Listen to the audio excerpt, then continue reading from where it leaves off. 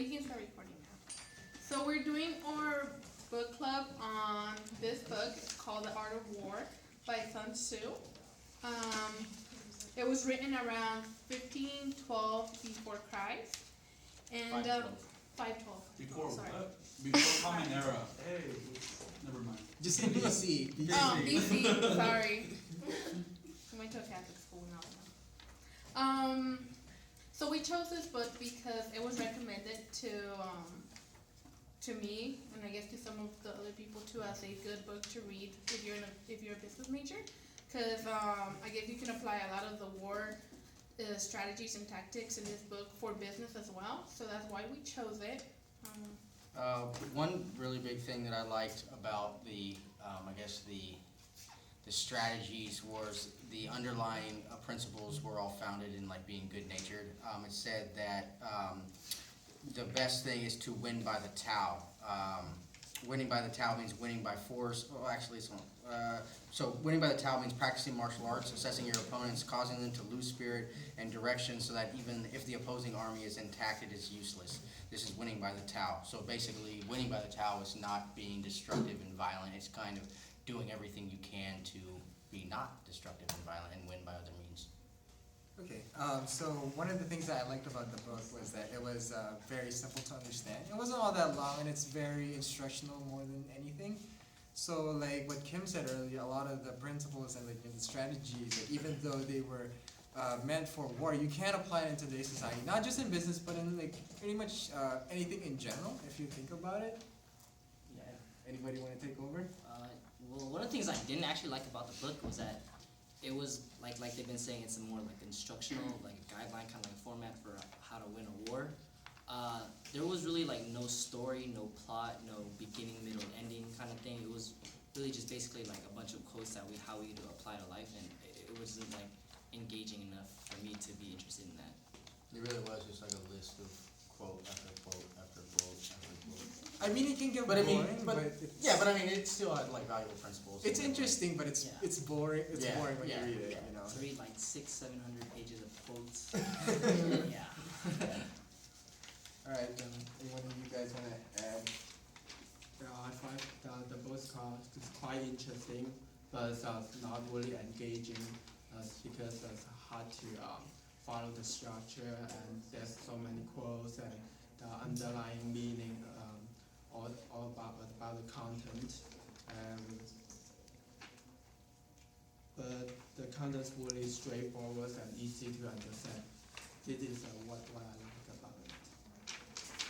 So, as my group members said, yeah, the book is all about strategies and techniques that are used in wars. And for me, it seemed to be a little boring because there is no plot. And as said before, yeah, they're like just passages one after another, which can be applied in everyday life. I mean, if you think about it, life is kind of like one big war, right? You're always competing with somebody, so you always need to know your opponent or like who you're competing with, and like you build strategies around them to make sure that you're always ahead of them. Right. I mean, it was definitely utilizing a lot of the passages to like better your businesses and stuff like that. Like how I was talking about like assessing the field and assessing, your opponents before you actually engage in war, and that relates as in life and business. You want to assess kind of your market and your market strategies and whatnot before you actually implement them.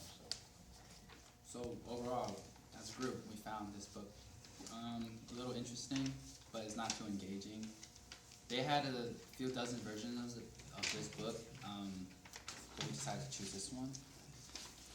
Yeah, because it had commentary. It was translated with like the dialogues in it too. Yeah, that's it. And it was the most highly recommended too. So. Wait, Oh, he's not even. One last one, real quick. Since you brought it up earlier, Professor.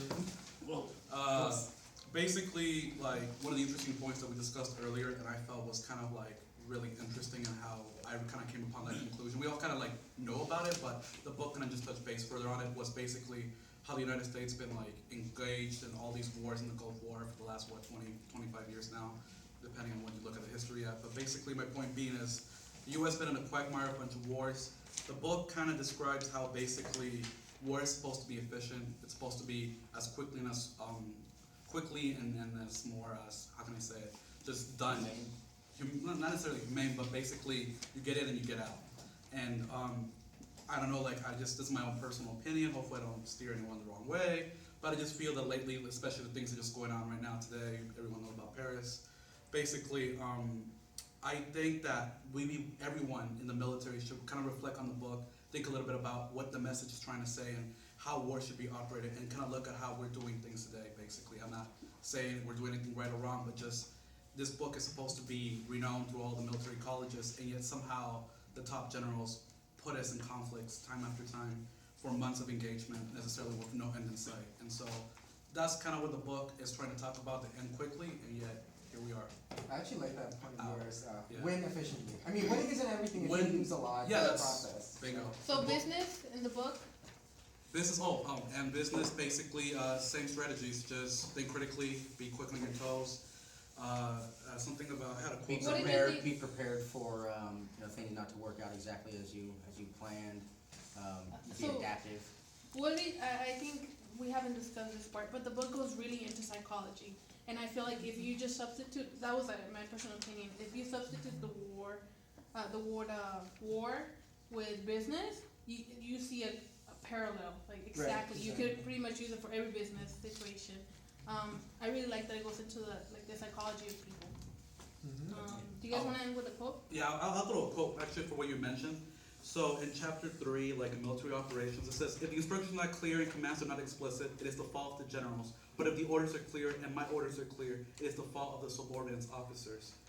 And without warning, Sun Tzu beat heads to 2 concubines and selected the lead to others.